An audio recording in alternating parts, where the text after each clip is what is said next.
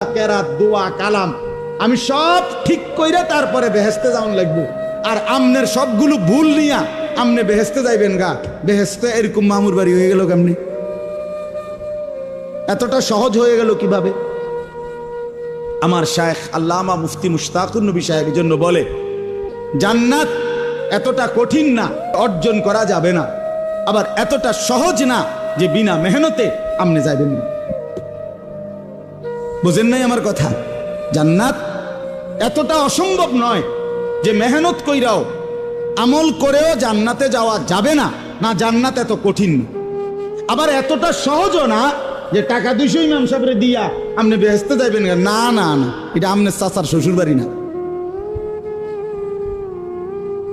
এর জন্য কোরআনুল কারীমের মধ্যে সমস্ত জায়গায় আছে বারবার আল্লাহ তাআলা বলছে, জান্নাতের বিনিময় বান্দা কেন দিলাম?